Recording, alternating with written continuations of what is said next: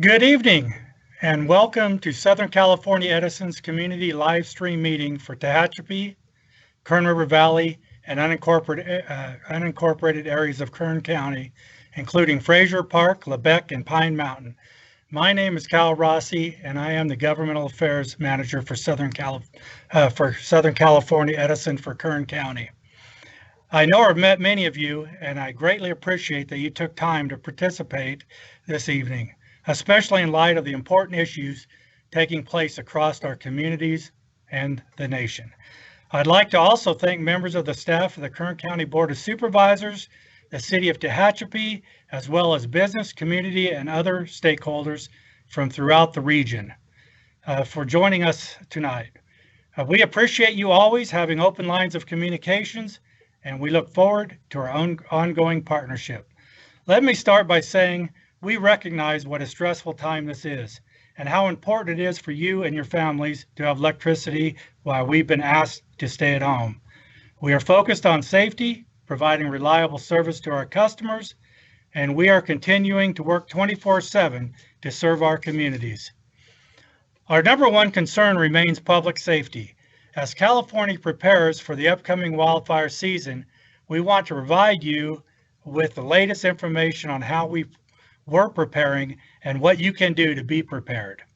Since we last presented our wildfire mitigation plan and our public safety power shutoff, or PSPS for short, we have made significant progress in hardening our grid from wildfires.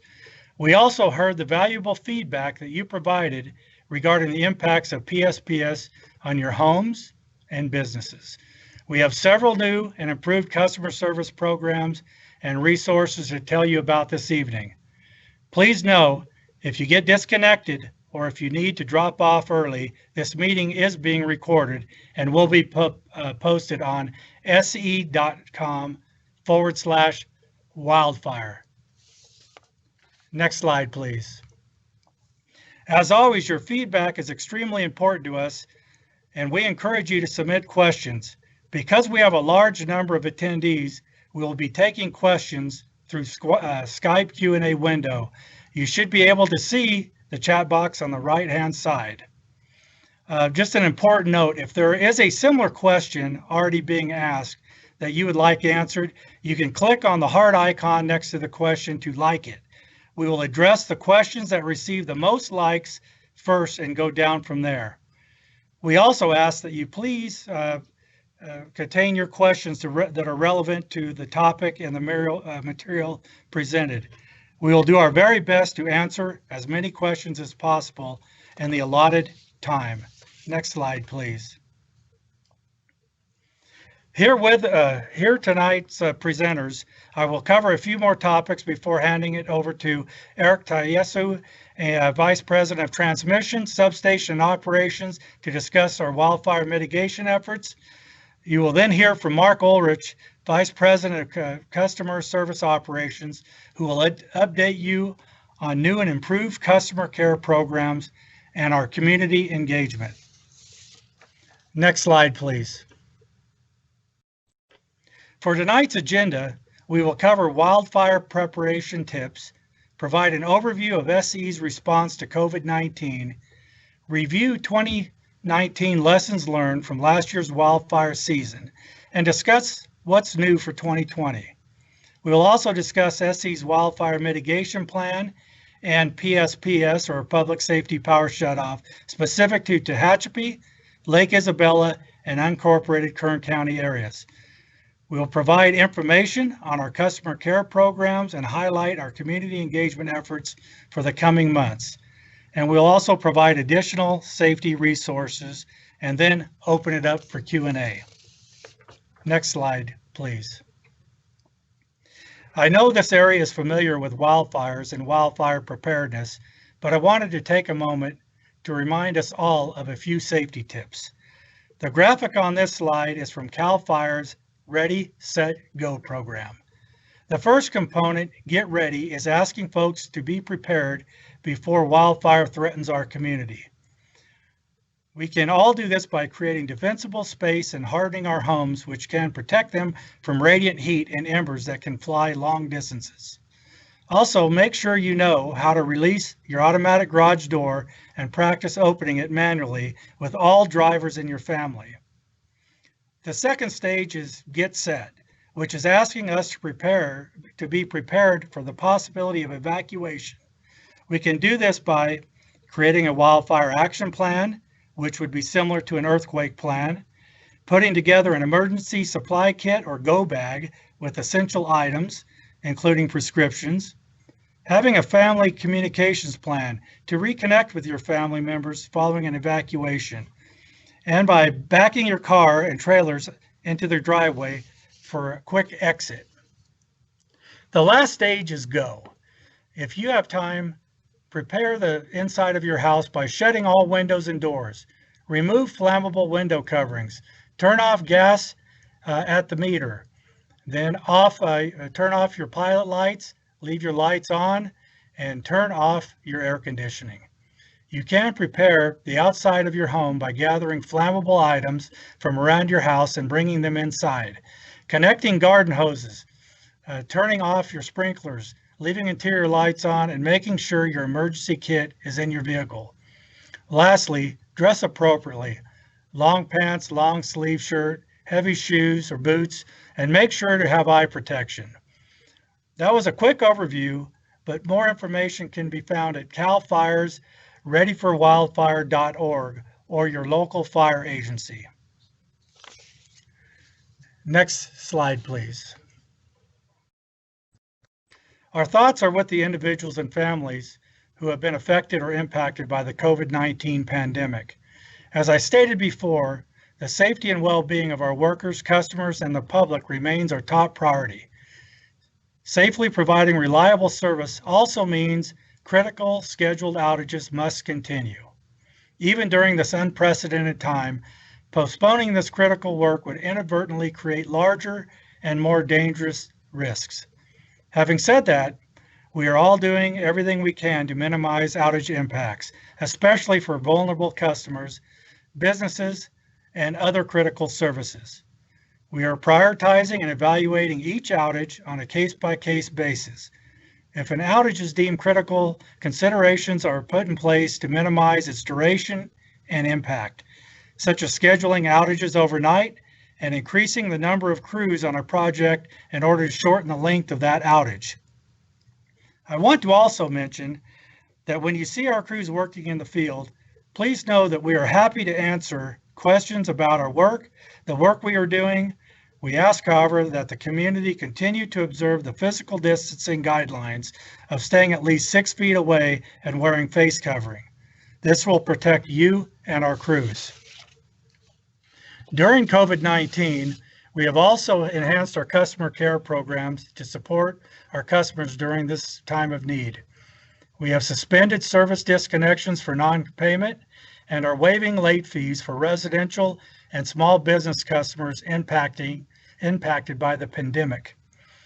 We have also relaxed customer requirements for folks who enroll in our medical baseline and care programs. Our SE employees also live and work in the communities we serve, and we truly care about our communities. To help Californians who are facing economic hardships, Edison International pledged $1 million at the onset of the pandemic to local nonprofits. An additional $259,000 was donated from our employees, which brought our total community aid to more than $1.2 million. We know things will continue to change. We will continue to be here for you and keep you updated as we work through this crisis together. I believe at this time, I would hand it over to Eric to discuss our wildfire mitigation efforts. Eric? Thank you, Cal. Appreciate the introduction, and thank you to everyone for dialing in today and for your participation and engagement. I look forward to sharing with you more about some of the work we have been doing to mitigate the risks associated with wildfires and improvements to our PSPS practices since last year. We're responding to one of the greatest challenges of our time, climate change and its impacts, including wildfires. Changes to California's climate means that the traditional notion of a fire season no longer exists. Hazardous fuel is building up. Nearly 147 million trees have been killed or weakened by drought, and bark beetle infestation while springtime rains have resulted in overgrowth of brush that will dry out over the summer. As you can see from the slide, 10 of the state's 20 most destructive wildfires have happened since 2015, and about a quarter of our service area is in high fire risk areas. The greenhouse gas reduction actions to address climate change is critical, and executing on our long-term vision cannot happen without adapting our business and helping our communities adapt to the impacts of climate change. And so we continue to double down on our efforts to prevent and respond to wildfires. Next slide, please. And as you may be aware, in past years, when there is a high risk for a wildfire, we may declare a public safety power shutoff, or PSPS, and temporarily shut off power to prevent our electric system from becoming the source of an ignition under certain conditions. We recognize and appreciate the impact that PSPS events have on you, our customers, and we do not take lightly any decision to proactively de-energize portions of the grid. SCE recognizes that PSPS is a disruptive hardship, but it is necessary to protect Californians from catastrophic wildfires. Patrols conducted after PSPS events have found multiple instances of equipment damage and tree branches contacting power lines. And while it's not possible to know if these findings would have led to a wildfire, they certainly represent the potential risk. And while we're taking every effort to reduce the number and length of PSPS events, these risks highlight the need to continue using PSPS as required to protect public safety. And the ongoing wildfire risk and PSPS events from last year in many ways reinforce the work we're doing to harden the grid and have also revealed lessons that have helped us refine our processes, including our wildfire mitigation tools. Last year, we met and exceeded nearly all of the goals in our wildfire mitigation plan. And this year, we're right on track when it comes to deployment of grid hardening technology, such as covered conductor and sectionalizing devices. The combination of the two will reduce the frequency of PSPS over time under normally expected conditions. And we've also advanced our customer care programs and communications. By actively pursuing new programs, recognizing the difficulty a PSPS event can create, and reinforcing our commitment to support and assist our customers and communities. We will touch on this in more detail in Mark's presentation, but at a high level, we're continuing proactive outreach to communities prior to peak wildfire season to help with preparedness. We're also improving our communications to customers to make information more readily available and easy to access. And we're enhancing our stakeholder engagement by increasing our collaboration with stakeholders and other partners such as community-based organizations to better assist vulnerable customers. And due to the COVID-19 pandemic, we recognize the greater inconvenience created by PSPS for customers working or learning at home. We are also exploring and implementing changes to our PSPS approach as it remains necessary to support public safety. So we're adjusting our plans to safely provide in-person services where practicable with proper precautions. We're enhancing virtual services to customers, such as our app and web page, providing more information and directing customers to resources. And we're accelerating coordination with county and state emergency management officials to help ensure preparedness and contingency planning measures are in place for our critical infrastructure providers. And we're prioritizing identification of healthcare facilities and other critical infrastructure providers supporting COVID-19 response, including the addition of temporary medical facilities. Next slide, please. And now I'll talk about our wildfire mitigation efforts. Next slide, please. So we'll begin with a discussion about fire science. And the triangle you see in the middle illustrates the three elements needed for an ignition. And as depicted in the fire triangle, hazardous weather and fuel conditions coexist throughout the SCE service area every fire season. And SCE's mitigation strategy is to assess those conditions for weather and fuel to determine when the risk is high, but to eliminate the heat component by preventing power line related ignitions during those times. And this can be done through a variety of ways, much of which is highlighted in SCE's wildfire mitigation plan, which I'll talk about next. Next slide, please. Our number one priority remains the safety of the public, our customers, employees, and first responders, and our wildfire mitigation plan is designed to further that commitment. Our plan focuses on hardening our infrastructure, bolstering situational awareness, and enhancing operational practices to keep our community safe. We made significant progress in 2019, and we will continue to build on that this year. And in 2020 and across high fire risk areas, SCE proposes to deploy more than 850 weather stations by the end of 2020 to better forecast potential wildfire conditions, and using 161 wildfire cameras that we have installed that thoroughly cover high fire risk areas to be more effective in responding to fire events when they occur. We're replacing more than 700 miles of power lines with insulated wire in 2020, and fast-acting fuses at more than 3,000 locations to help reduce wildfire risks. And we're also continuing to conduct enhanced inspections of our infrastructure in high fire risk areas. We're deploying and testing new technologies, including leveraging machine learning, artificial intelligence, and advanced risk modeling to make informed decisions of where to target our work. We also have an emergency response team that is readily available and is FEMA trained to ensure we can work seamlessly with federal, state, and local emergency management organizations, which I'll cover later in this presentation. Next slide, please. We now inspect about 1.1 million trees across our service area every year to determine if they could pose a hazard by making contact with our power line. About 500,000 trees are in high fire risk areas identified by the California Public Utilities Commission. In these high fire risk areas, the work creating a minimum 12-foot clearance at the time of trim between trees and our power line to prevent vegetation from contacting electrical equipment and potentially sparking a fire.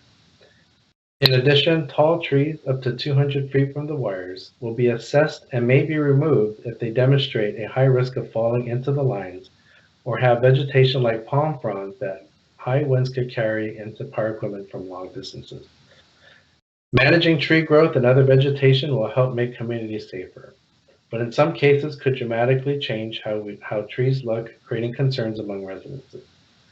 So we'll continue to remove dead, dying, diseased trees in high-risk areas.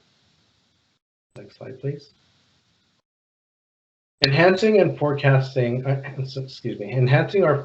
forecasting and monitoring the weather is one of the most important capabilities in our wildfire mitigation plan. SCE has a staff of meteorologists and weather forecasting models that will use this information to provide the most precise forecasting possible, which will help to identify areas of wildfire risk. The size of SCE service territory and high fire risk areas and its diverse terrain require a dense network of weather stations to monitor location-specific real-time conditions.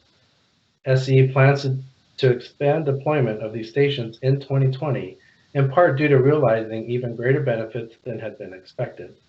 For example, the data they provide is allowing more targeted de-energization during PSPS events. We plan to have up to 2,600 weather stations by 2024. And by the end of this year, the company will have one of the largest, densest networks of weather stations. SCE has installed 58 weather stations in Kern County and has plans to install more by the end of the year in this area. The locations of SCE's weather stations are available for viewing at sce.com/fireweather. The local weather information is very important to SCE when we evaluate the need for public safety power shutoff. Rather than relying on publicly available weather data, which covers a large area, the weather stations which SCE has installed give us the ability to monitor the weather data at a very local level. In this area, we have multiple weather stations which will help provide the information we need to reduce the number of customers impacted by PSPS. Next slide, please. And one of the key hardening technologies for the grid is what we call covered conductor, versus the use of bare insulated conductor being used in the industry today. Many of the ignitions associated with utility infrastructure are caused by objects that contact power lines or by conductor-to-conductor contact. Installing cover conductor reduces this risk and is proven to be an effective prevention measure in the industry. We have installed 83 miles of cover conductor to date and plan to install 600 miles of cover conductor by the end of 2021. Our initial efforts are focused on targeting the highest risk areas for near-term deployment. And as we expand coverage, we expect to reduce the potential for PSPS over the longer term. Next slide, please. And in the immediate term, we have focused on improving our operational flexibility and the ability to sectionalize our circuits to reduce the impact of PSPS, one of our most significant enhancements for 2020. Let me take a moment to explain the picture you see on the right and describe this in a little more detail.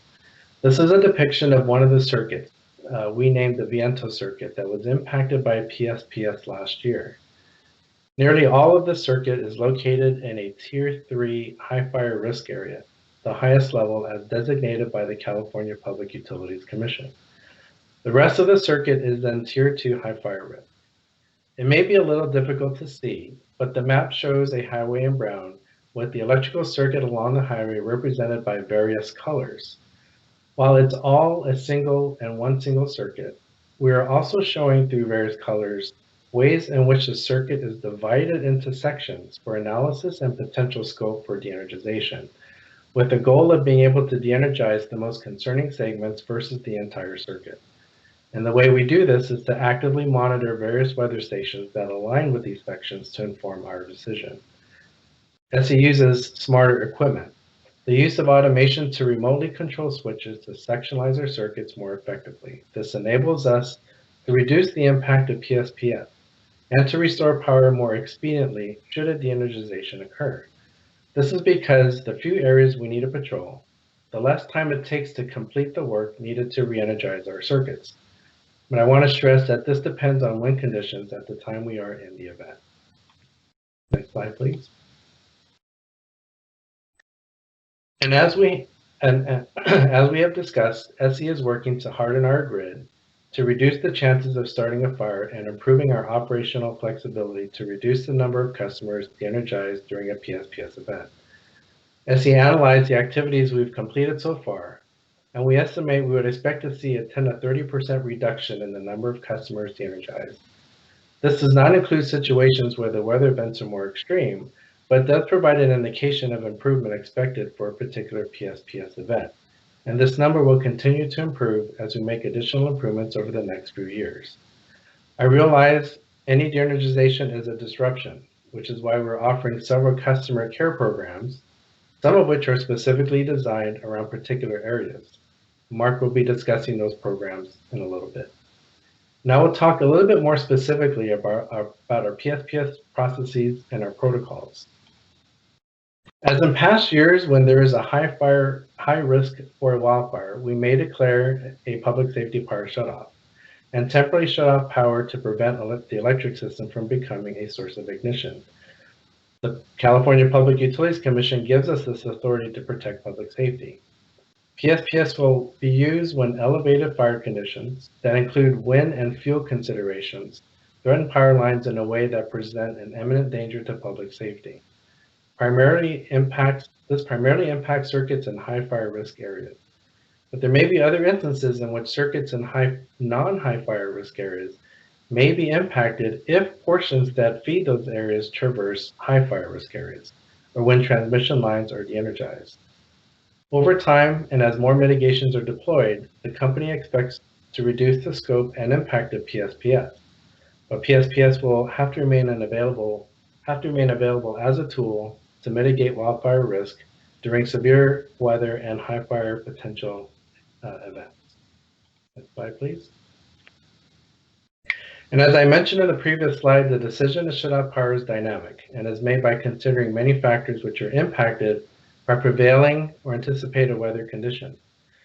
Some additional factors we consider in deciding when to shut off power for public safety include things such as the National Weather Service issuing a red flag warning for high fire risk areas in our territory, our open assessments from our in-house meteorologists using high resolution weather models to project local weather conditions at a very granular level, We've also developed what's called a fire potential index, which is a tool that utilizes weather forecasts and fuel conditions to assess wildfire risk. And we forecast and monitor wind speeds, particularly when they exceed or are expected to exceed National Weather Service wind advisory or warning levels, or represent unusual conditions for the area. We also incorporate operational considerations, such as the state of the potentially impacted circuits, flying debris, or down wires. And through coordination and collaboration, we may receive specific concerns from state and local fire authorities, emergency management personnel, or law enforcement regarding public safety issues. We also deploy on-the-ground observers in high fire risk areas to monitor live conditions in real time. This is helpful in seeing conditions that may not be captured on our weather stations or cameras. But prior to making the decision to de-energize, we use high-resolution weather models to forecast the potential for PSPS to occur, which determines how we provide notifications. Next slide, please. SE remains committed to providing timely notification to potentially impacted customers, local governments, public safety agencies, and the California State Warning Center before, during, and after a de-energization event. SE will continue to work with local governments and public safety agencies, as well as essential service providers and business customers to refine the program. SE aims to provide priority notification to first responders, public safety partners, and local governments 72 hours before a potential PSPS. And additional updates are made again at 24-hour intervals. We begin to notify remaining customers up to 48 hours in advance of a potential PSPS event, and notifications are then made to these customers in 24-hour intervals to provide updates. SE will make every attempt to notify customers at a 1 to 4 hour warning stage, but given the unpredictability of shifting weather during PSPS events, implementation of this timeframe may vary. SE will attempt to notify customers before re-energization as possible. And though SE will continue to make every effort to reduce the duration of PSPS events, re-energization is feasible after essentially 3 conditions are met. One is the post-event patrols are conducted after adverse weather conditions abate, and when verifications are completed by field personnel that the electrical equipment can be energized safely, and we have identified damages to equipment and structure. Any damages that we've observed have been remediated. Next slide, please. So now I'm going to hand over to Mark Ulrich to talk about our customer care programs and engagement. Thanks, Eric. Appreciate everyone's time and the community getting together. Before I get into my comments, I just wanted to remind everyone that there's a chat window where you can place your question in, or you can click on the heart next to questions you think are really important and need to be answered first. When we get to the Q&A section, we're going to start with questions that have the most likes and try to work our way through the whole list. And just to let you guys know, when you some of you registered, you put in questions in advance, and we're hoping that we answered most of those questions. But if you feel like your question has still not been answered, go ahead and put it in again in the chat, and we'll try to address that again. So one of the things I wanted to share today was how are we taking care of our customers, and what are we doing with our customers with regard to PSPS? Because this is a very inconvenient event to have power out. And so it's our goal at SCE to keep our communities and our customers informed, help them better be prepared for emergencies, and directing them to resources where they can find aid. Next slide. So one of the things we did last year was we had quite a bit of PSPS events in the October-November timeframe, and so we surveyed a bunch of the customers that were impacted by these events, and we asked them what was important. And the top most important thing during those survey responses was we need information. For customers to be able to respond and be resilient and be able to accommodate these outages that reduce wildfires, potential wildfires, we need more information. So in 2 areas, Edison increased our efforts, and we've made quantum leaps in the way we've provided information for our customers. The first is our website improvements. We have dedicated PSPS pages on SE.com, and this is kind of a one-stop shop for any information during an event, before an event, after an event. You can find, including fire weather information and PSPS information. This is a place where you can look up in your own neighborhood. You can look up your zip code to find information on the website with regard to, is my home or my resident or my building or my office, is my workplace in a PSPS event? Are we being monitored for a potential PSPS event? Have we been de-energized, or is that threat over?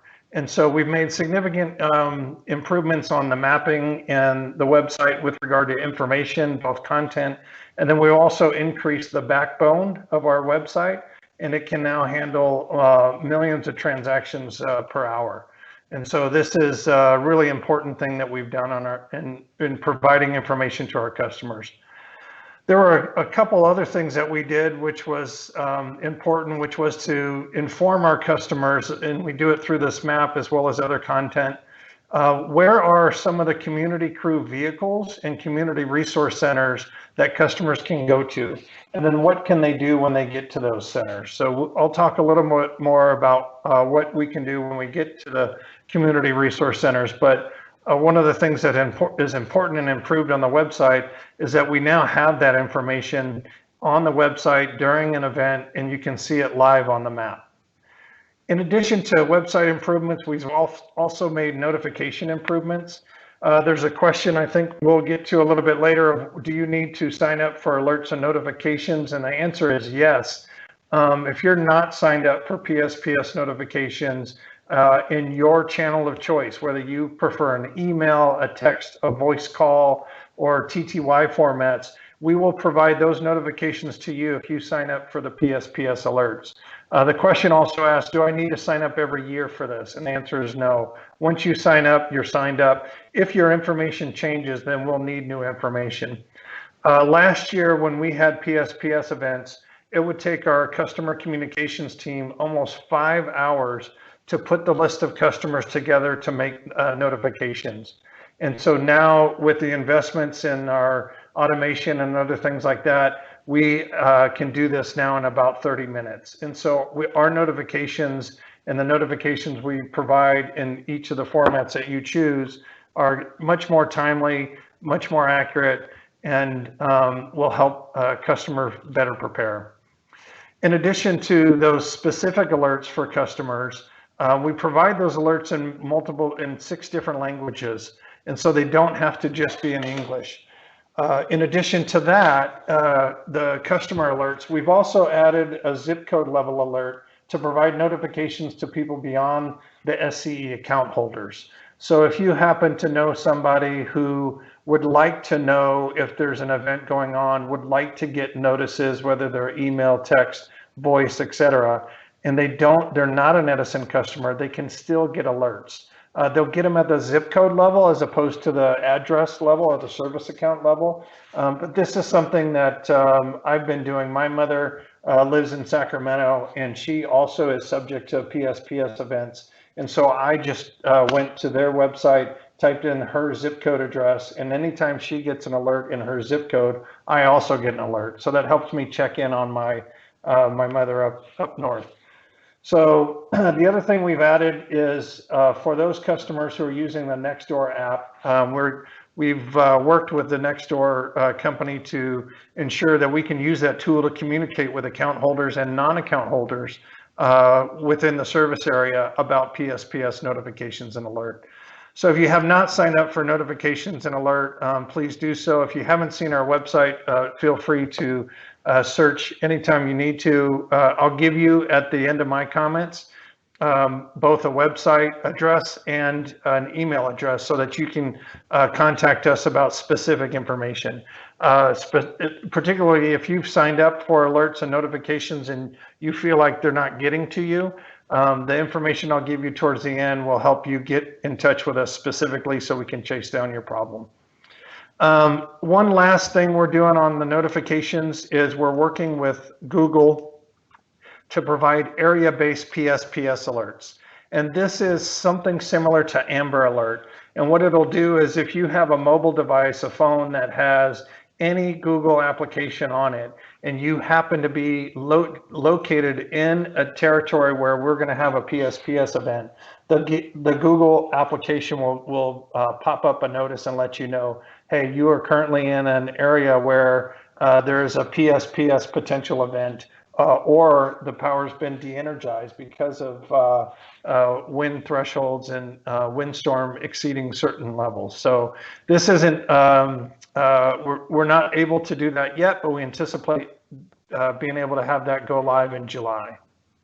Next slide.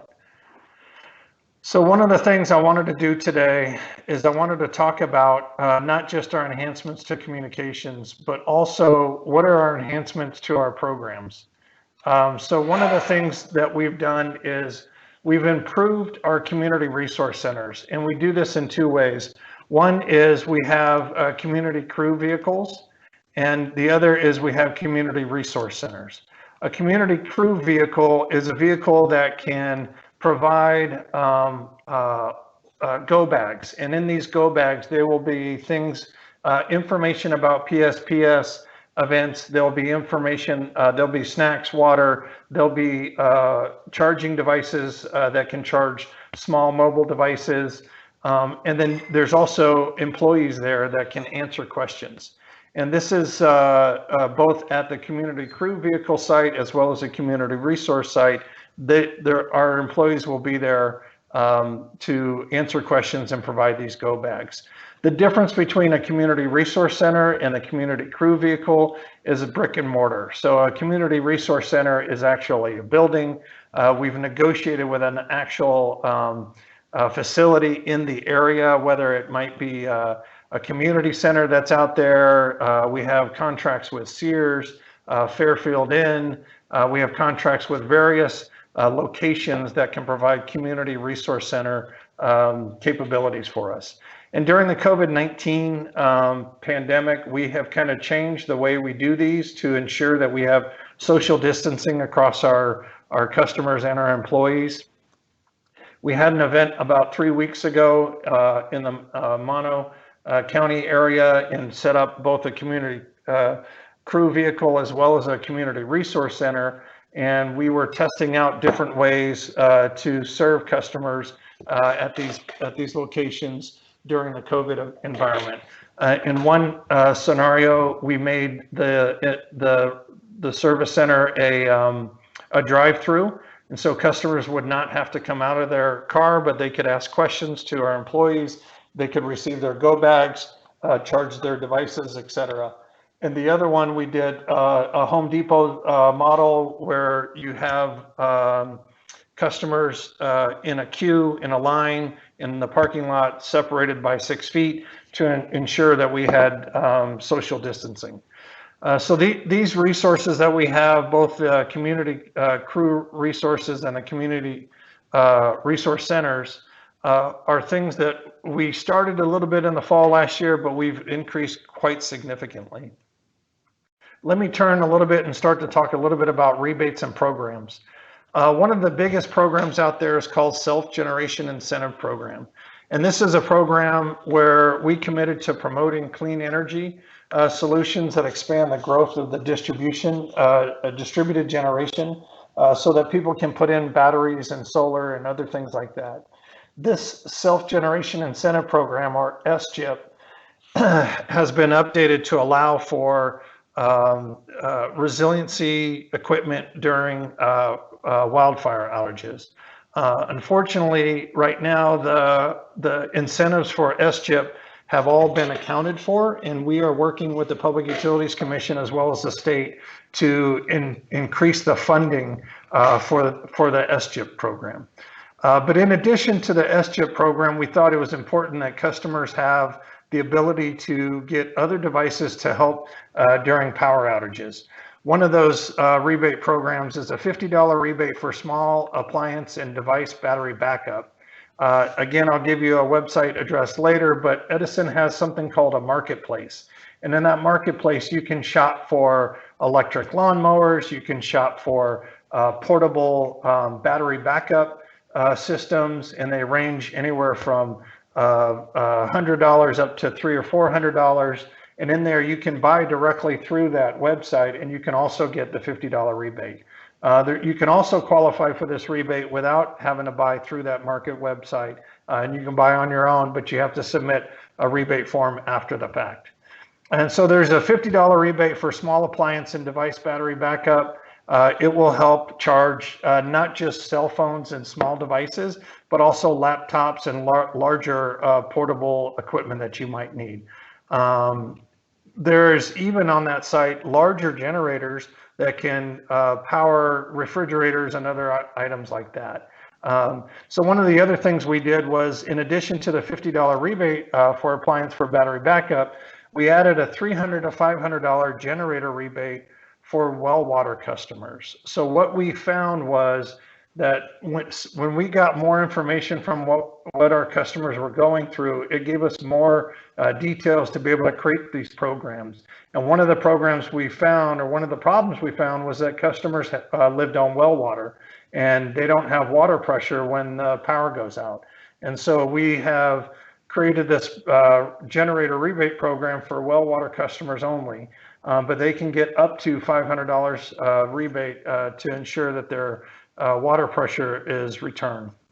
And then one of the last two things we're doing is a fully subsidized critical care customer battery backup. And what this means is that if you have medical devices that are life-supporting devices, and you cannot live without those devices for more than 2 hours, and you are also low income or income qualified, Edison will come to your premise, or if you're concerned about COVID, we can do it in a delivery mechanism, and we will fully subsidize 100% enough battery backups to cover your medical equipment for at least 24 hours. And that will ensure that if you have medical devices and there's a PSPS event, that those medical devices do not threaten your health. And so that's 100% paid for. We are installing right now in June and July our first 250. We are waiting for manufacturers to finish the building and manufacturing the remaining 2,500 units that we anticipate putting out throughout our territory. And then the last thing we're doing in certain areas, and this is a pilot for now, but we hope to get some running up by September, is resiliency zones. And so the concept of a resiliency zone is in a particular area where the power is out due to windstorm and wildfire risk. Is there a way for Edison to help provide electricity to local services in those communities? An example might be a grocery store or a pharmacy or a gas station.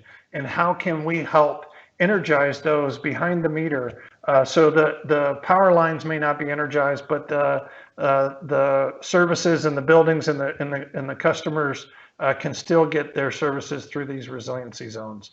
So that's something that will provide temporary generation for individual communities and essential service customers during these PSPS events. Next slide. All right, so next I want to talk to you guys about how we talk with our communities. And so one of the things we've been doing last year in 2019, we had over 550 community meetings, either directly with community members and customers, or with elected officials, or with emergency response organizations or community-based organizations. And we continue to do that in 2020. And one of the virtual meeting that we're having right now is one of those ways that we stay connected with our customers. We need to ensure that in addition to having these meetings with the cities, counties, and tribal governments, we're doing the outreach. We're also sending letters to our customers about potential shutoff. One of the things that we hope we can do for you tonight is help educate you on PSPS, and then you guys can also turn to your neighbors and help educate them. And so your neighbors, if they can't make it now, as we said earlier, both this PowerPoint presentation as well as the video recording of this will be available on our website in about 5 business days. So they'll be able to go see this later. In addition, they'll all be getting letters that will communicate that says, hey, power shutoffs are planned in certain parts of our service territory and are a risk. Please be prepared, and here are some of the things you can do to prepare for that. Next slide. So in addition to talking with all customers, it's important that we also reach our vulnerable communities. And these are communities that may be limited English speaking, maybe low income, maybe disabled, maybe have medical devices that are life supporting. And so we are partnering with independent living centers. We're partnering with community-based organizations, 211 centers, and providing as much information as we can to help point our customers to resources that can help them during these events. And so it's important that we support our customers and we coordinate with the counties and the other organizations that help during these types of events. So we have actively taken steps to identify any customers in your area that are either medical baseline or critical care customers and life support customers. And we are working with first responders. When we do alerts and notifications, for example, for critical care customers, we give all customers alerts and notification. But if this customer is on life support medical equipment and they're a critical care customer, we will ensure that they have positive contact when we do communications with them. And so it's not only that the message has been sent, but they have confirmed that they've received it. If we do not get confirmation from our critical customers who are dependent on these medical devices, we will have a live person reach every piece of contact information we have for that customer until they understand that there's a potential PSPS event. And if we are still unsuccessful in doing that, the next thing we do is we send a field service rep to knock on the door to make sure that these vulnerable customers understand that there's a potential PSPS event. So Edison's taking this very seriously, especially with our vulnerable customers. And if you believe that you're a vulnerable customer, but you have not signed up for our medical baseline or our critical care plans, and at the end of my comments, I'll show you some information on where you can do that. All right, in addition to all customers, vulnerable customers, it's important that we invest in our communities. So one of the things that Edison has done on the philanthropy side is we've made charitable investments that help our partners, many of them, most of them nonprofit organizations that help serve diverse ethnic groups, seniors, women, disabled, low-income families, among others. These partnerships allow us to have greater impact than if we try to do some of this stuff ourselves. It also allows us to better support wildfire mitigation and preparedness, community readiness, and resiliency and disaster recovery. For example, we provide funding to the local community organizations in Kern County, Tehachapi and Kern River Valley. This includes grants to Bakersfield College for their firefighting training program, the Adventist Health Medical Center in Tehachapi, and the Kern Valley Hospital Foundation for their emergency preparedness programs. And we've also supported the community action partnerships of Kern, independent living centers in Kern County, and the Bakersfield ARC to support vulnerable communities. So these are dollars or grants that we are providing in your community to help ensure that not only are you prepared for potential PS events, but all events that might require your resiliency. All right, next slide. So this is the kind of the wrap it up slide. And one of the things I'd like to do here is let you guys know that your attendance tonight is critically important to us. Why is it important to us? Because we hear feedback from you guys that help us evolve and change and improve the way we respond to your needs. And so when I hear customers say, we don't like PSPS, we need more help. I understand that. I understand the concern, but the we need more help is not enough information for us to actually take action on. So one of the things we want you to do is you're going to get a survey at the end of this that we're going to hope that you'll be able to give us some good candid feedback so that we can improve. But we also have some contact information here. We have the website, which is sce.com/wildfire. You'll find everything that I talked about and links to everything I talked about. I'd also like you to send an email to me or anyone else if you have a specific issue that you want to talk about. So instead of Mark hearing, hey, I need help, if you say, hey, there's 30 customers of yours that are all on 3 different wells, water wells, and when the power goes out, we have this specific problem with our fire sprinklers in our home. That's a very specific problem that I can now think about and figure out what we can do about it. So giving us that feedback is one thing. The second is signing up for PSPS alerts, signing up for the medical baseline and critical care program. We also have low income programs. So if you think you're fit into any of these and you're not signed up for these programs, it's going to be harder for us to help serve you. And then lastly, being prepared is a joint responsibility. So we hope that the PSPS events, we understand how inconvenient they are, but that we are hoping that they make you more prepared, not just for PSPS events, but for earthquakes or other storms or other things like that that might test our resiliency. All right, so after that, I'm gonna give it back to Cal, and it sounds like we're gonna go through questions that you guys might have. Yes, thank you both Eric and Mark for your comments and your presentation. Just a quick housekeeping. Eric, are you hearing us now? Yeah, I'm hearing you fine, but my video is locked out, so apologize for that. Okay, perfect. And again, I would like to thank all of our participants for submitting questions. We're going to try to get through as many as we can in the allotted time. If we are unable to get to your question, please submit at wildfireoutreach@sce.com, and we will be sure to provide a timely response. There were, I believe, a lot of the questions that were submitted in advance were covered fairly thoroughly. Again, to go back to Mark's comments, if you don't think we addressed your concerns, please resubmit using the chat box. And but there were a couple of questions that stood out to me that were registered in advance. And I think this one will go to Mark. Since the state is in a financial crisis and many businesses on the brink of failure, how are you going to help?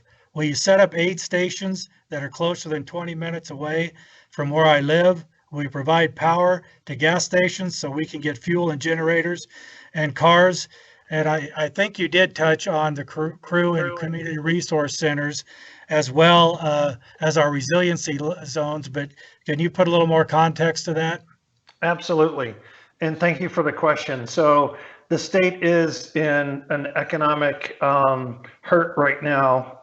I'm an economist by training, so hurt's not really the proper words, but as you guys know, a lot of businesses have been shut down or because of the pandemic, and those customers have had troubles trying to pay bills, keep up with finances, et cetera. So one of the first things Edison did in mid-March was we halted all disconnections for non-payment, whether they were business or residential. If you couldn't make a payment, and we would normally go into the disconnection phase, during this pandemic, we decided that we were not going to do that. So not only did we have halted any disconnections for non-payment, we've also automatically waived any late fees. And then we are also providing either extensions on payments that are due or payment plans and payment arrangements to help ensure that customers can flex with it when their finances are getting pressure. So that was one thing that we were doing. The question about can we get resources within a 20-minute drive, that's kind of hard to do, but I can tell you that we do have 6 community resource centers negotiated with. It's the Sears Hometown and Bishop. We have the Golden Hills Community Center in Tehachapi, the Stallion Springs Community Center in Tehachapi, the Sears Hometown in Tehachapi, Fairfield Inn Suites in Tehachapi, and then the Alpine Forest Park property owners. All of these owners of these facilities have agreed that when we call them for a PSPS event, that they will open their doors and allow us to come in and provide the resources we need to. We have 37 total community resource centers today.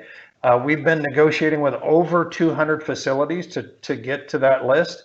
The 37 are not the last. We're still negotiating with another 100 different facilities to try to help ensure these resources can be made available.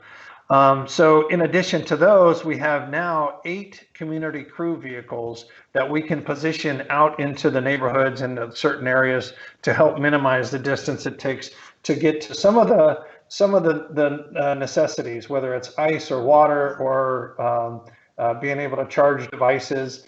We also have on our website on the sce.com Wildfire some creative ways to ensure that some of these conveniences are still around. One example is as you're driving to maybe a community resource center or a community crew vehicle, we're hoping that you're charging your phone at the same time because your car engine is running to move your vehicle, but it's also a charger. So these are a lot of tips and tricks that we have. Cal, the question, I'm not sure if I answered everything in the question. So if there was a piece, can you read back some of the pieces to make sure I covered it all? Well, I think you answered the financial crisis with some of our Okay. customer care programs.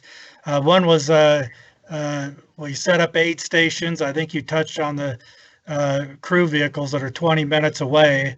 Yep. And will you provide power to gas stations Yep. so we can get fuel? You might hit on resiliency zones a little bit in some of our efforts Yep. with the Kern County Office of Emergency Services.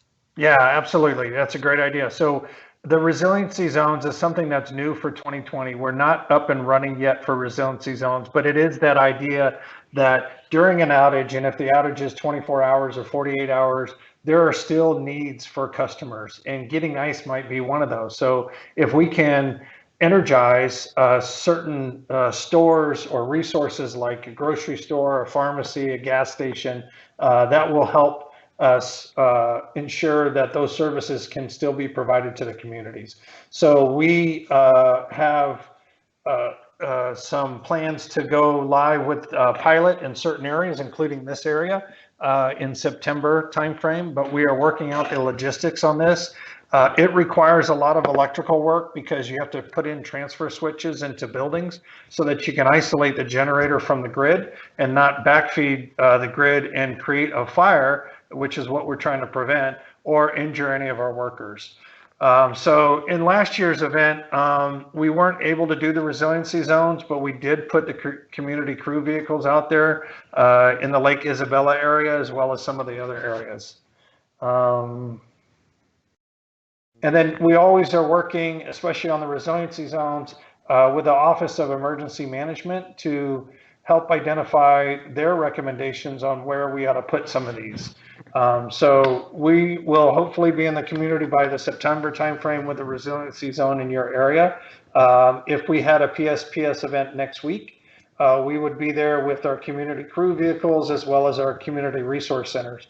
One thing to note though, just with regard to the resource centers, these are not in-home, they're not overnight shelters. These are resource centers where you can go get ice vouchers or pick up ice or water or other things that might be necessary during the power outage. Yeah, and Mark, the only thing that I would add to the conversation in regard to the crew vehicles, we work very closely with the Kern County Office of Emergency Services to try to anticipate where they could be of best use. And I think as most folks could understand, oftentimes these weather conditions are very dynamic, and so we do our best to try to anticipate where the greatest use and need could be, given what we're seeing.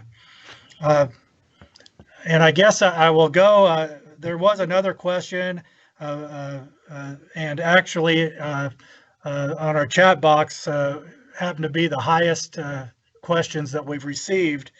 And this will go to you, Eric. Why spend all the money to put new poles and cables?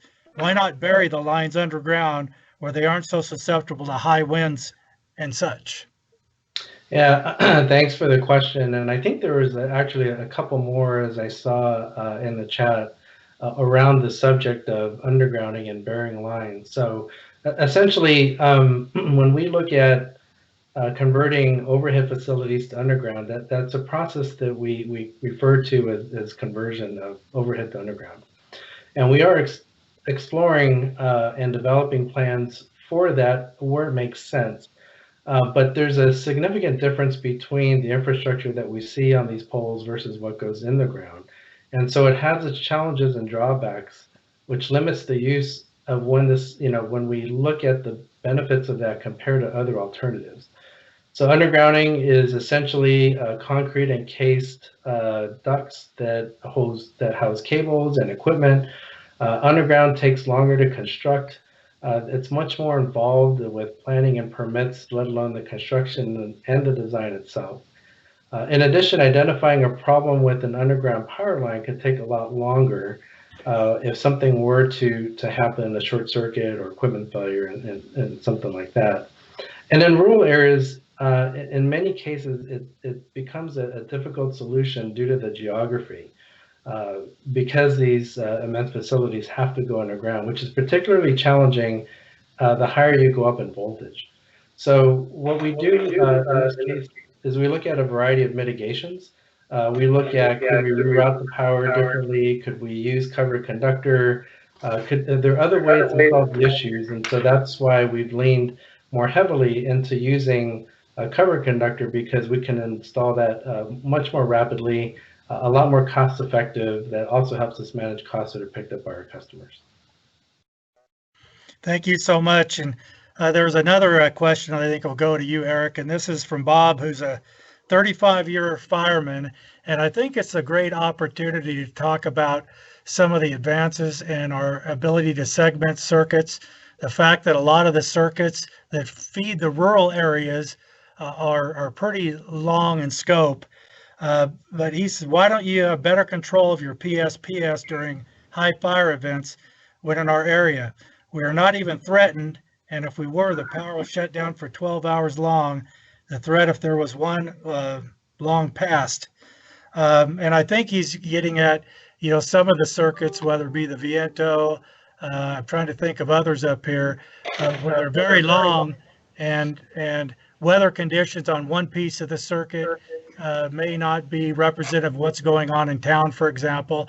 And so could you talk a little bit about that, Eric? Yeah, thank you. And so a couple of concepts here that come to my mind, and one of which you're touching on, and that is the ability to take these long feeders and to be able to sectionalize them into smaller areas. But that requires a couple of things. One of the things that we've been expanding on is the equipment itself and the ability to do that quickly and remotely.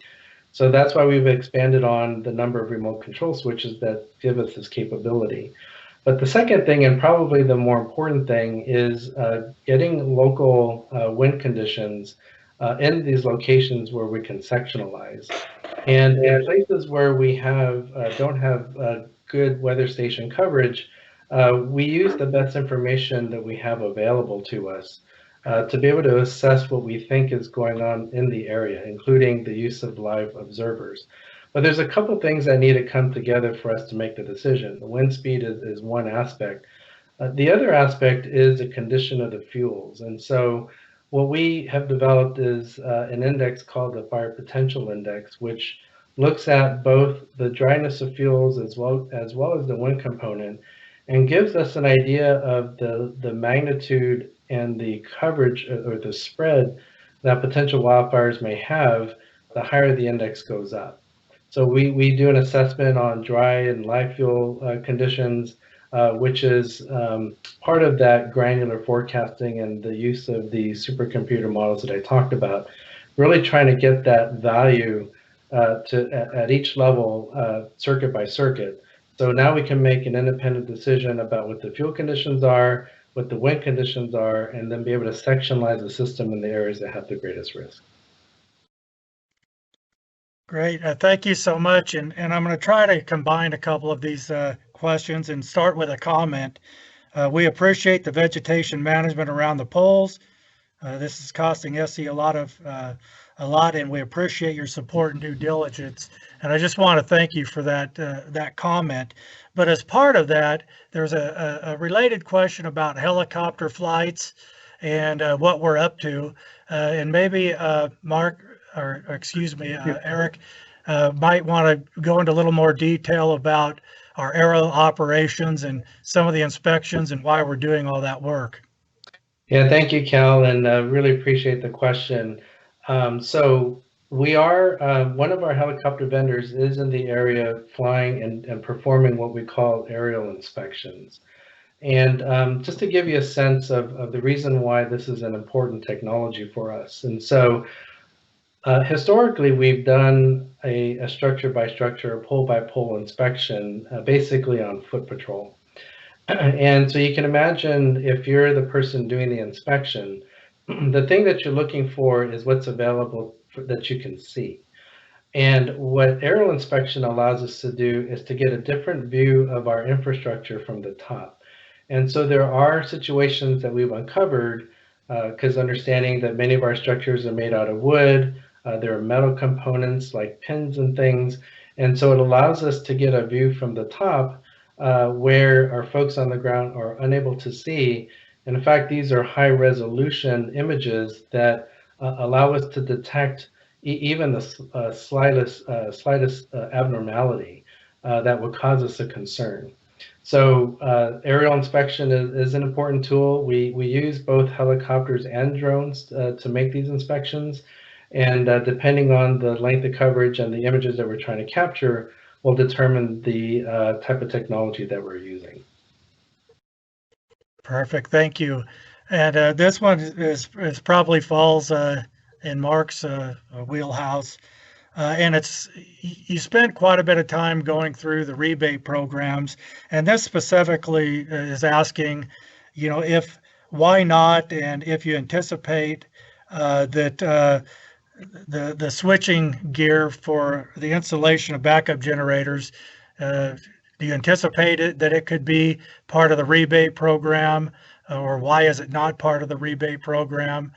Do you have any views on that, Mark?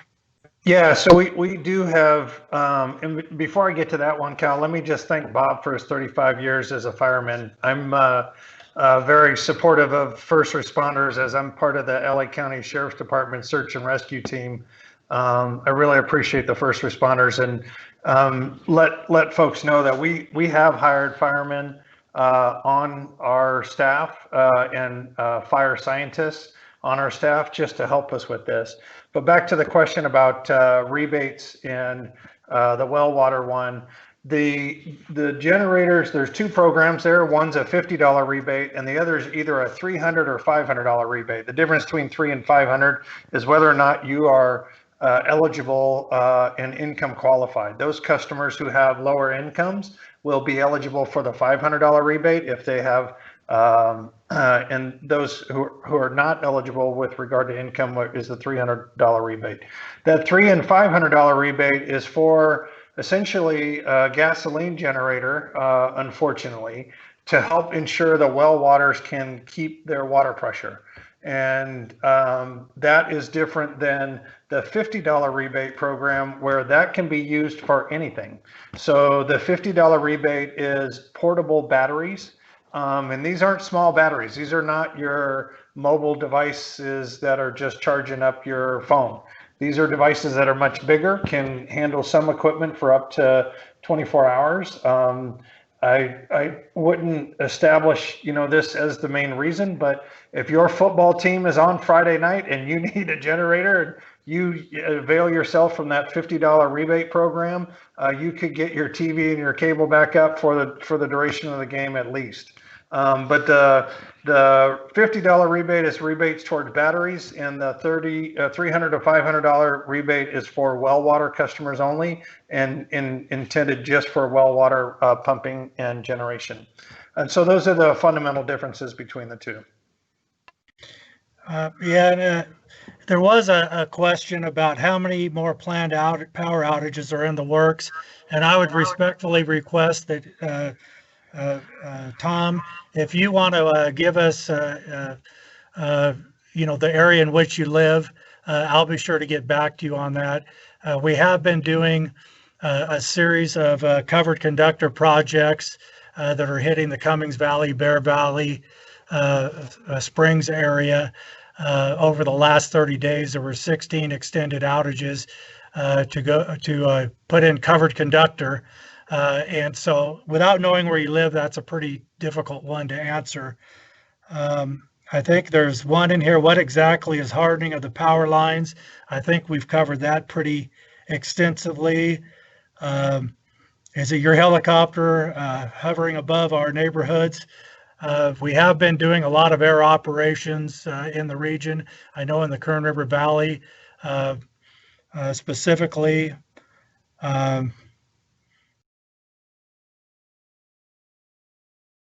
our cable system. I think this is a pretty good question that I don't know if it falls in Mark or Eric, but during the PSPS in Golden Hills area last year, we had backup power but lost our cable system, Bright House. Are you working with these types of providers so they can stay informed? Yeah, I'll take that one. So this is Mark Ulrich again. One of the things that we found last year that was important, our essential services partners also need to prepare for these types of outages.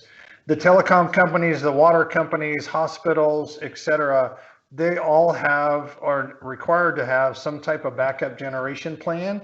Doesn't mean they have to have permanent on-site, but they have to have enough generation to move around to their equipment. And so we found that in many places, either cell towers or cable companies or others were ones that weren't providing the generation that they needed during the time. So we have done quite a few things. We've had multiple workshops with water companies as well as the telecom companies to ensure that they're ready and available for the PSPS events. In doing that, we've also improved our communications with them and we are now giving them, and we started towards the end of last year, a little bit more of a heads up than we are others. So as Eric said in one of his slides, when we are 5 days out, 5 to 7 days out, and we start to see an event brewing based on forecast of winds, humidity, and fuel, when we see those things coming together, we will give the Office of Emergency Management and our first responders a little bit of a heads up at that 5-day mark. Sometimes the weather comes in too fast and you don't have the full 5 days. But we're also doing that now with the telecom companies and the water companies, et cetera, to ensure that they can start being prepared so that during these events, if you do have backup power, you also have water pressure, you also have telecom, and to the extent you don't have satellite TV, you have communications through the cable companies too. Thank you so much for that response. And we did get a question from TC. Just got slammed with the 14% increase granted to SCE. 14%, wow. I am on care and no respect was given care while increasing rates. Is this the model you want going forward? I'll take that one, Cal. So this is Mark. TC, thank you for putting this in here for us. This is a surprise to me. I'm glad you signed up for our CARE program, and for those others who would like to, please do so. It's a fantastic program. It gives up to a 30% discount on your bill. And I am surprised to hear that you got a 14% increase in your rate. And I'm not sure what that's about. So I would really like, if you could, to email me at wildfireoutreach@sce.com. And TC, I will personally have someone look your account up, figure out what's going on, and make sure that you're not getting a 14% increase. If you saw something in the news about a 14% increase, that may have been something we filed last year.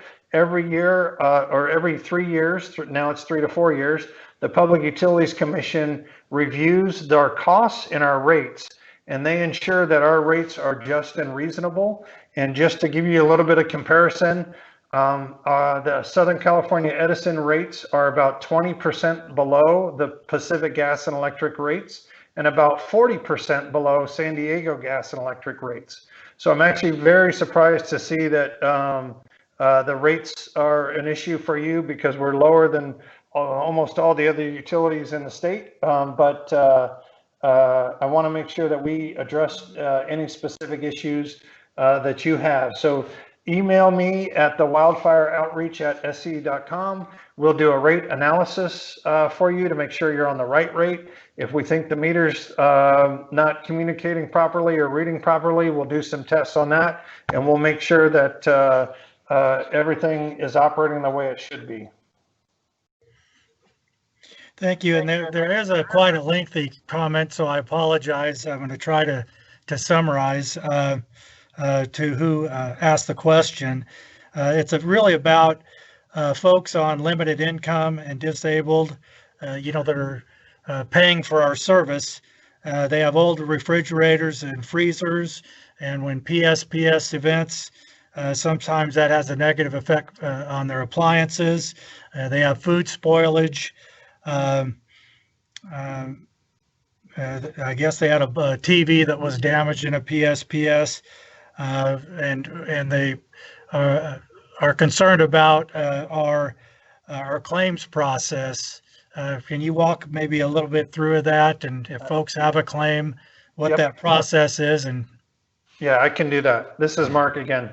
And thank you for this comment. And then again, if somebody who put this comment in wants more conversation about this beyond just the presentation, please email us again at the wildfireoutreach@sce.com. Give us a name and a phone number so that we can contact you and we can make sure we're taking care of you guys. For this customer who's on limited income and disabled, please make sure that you're on the CARE program. Also make sure you're on the medical baseline program. In addition to that, if you are on either of those programs,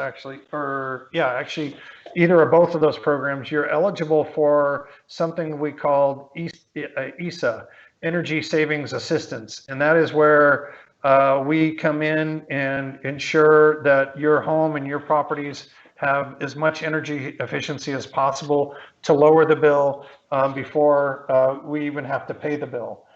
So that's important. The other thing is, when it comes to PSPS, this is one of the reasons we are doing resiliency zones as well as CRCs and CCVs, the community resource centers and crew vehicles.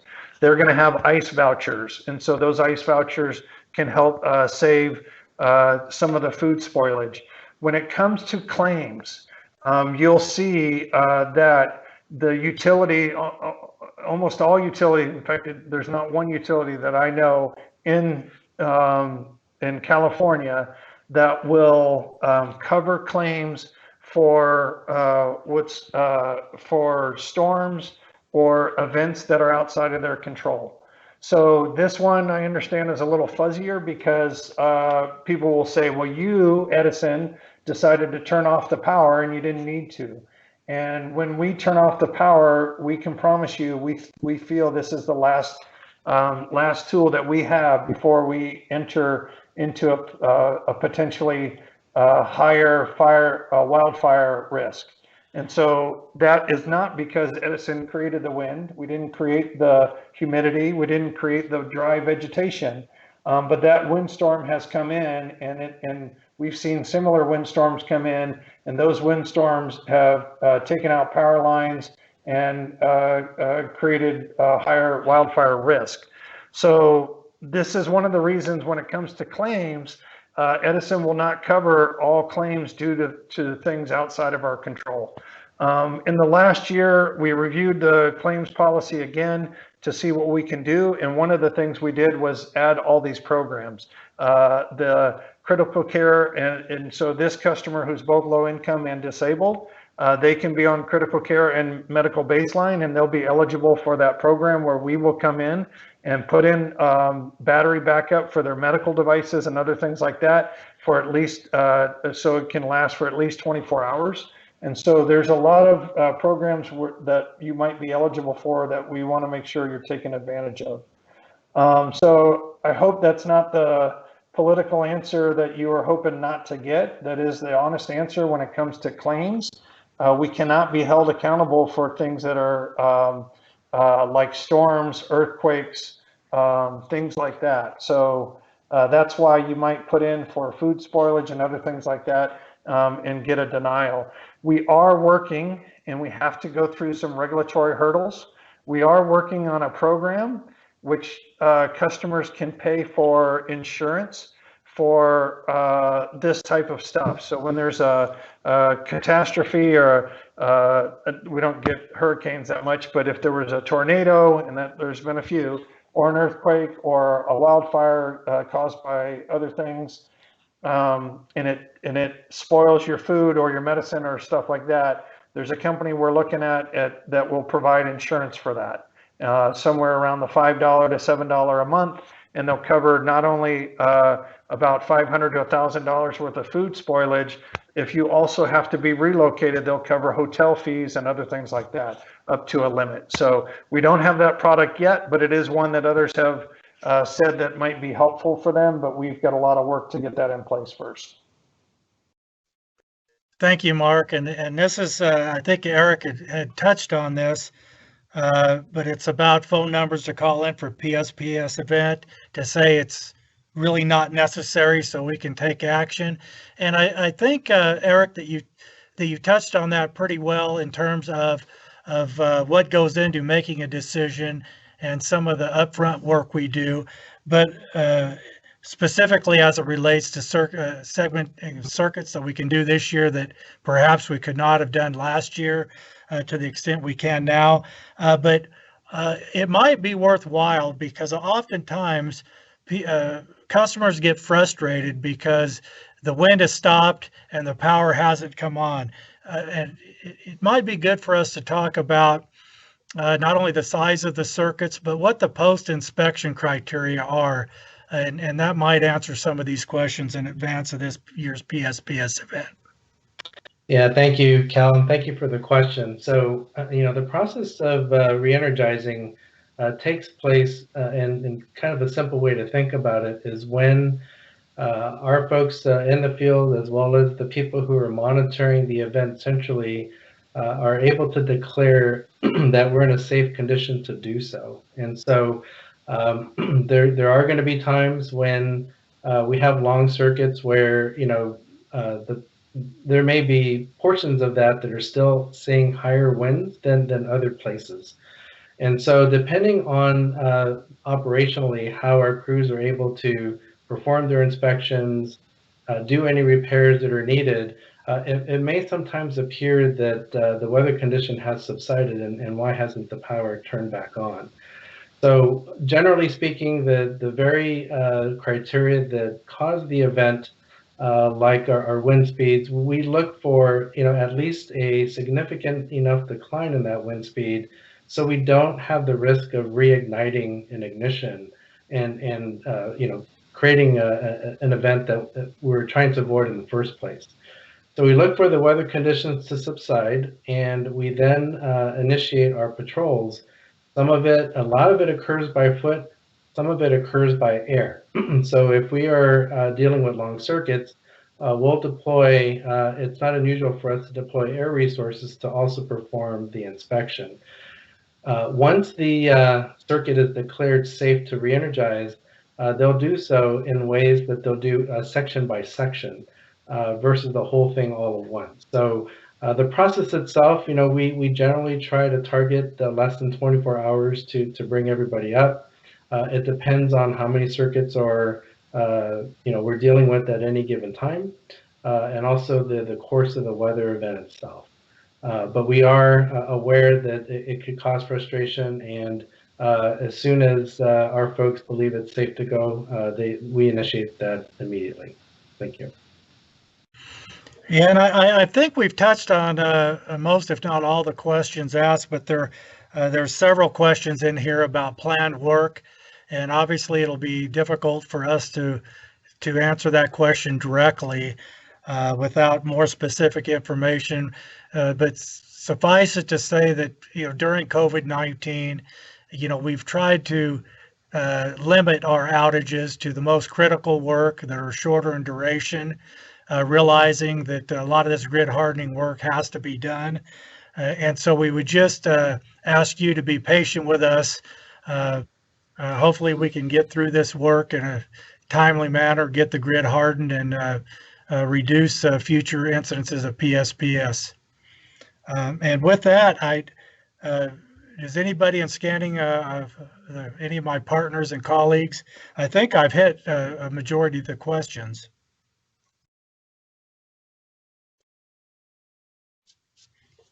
Hearing no comments, we're coming to the end of our time together tonight, and please feel well. Here's a late coming one. Why can you not clear cut under power lines up to 15 feet like other states do?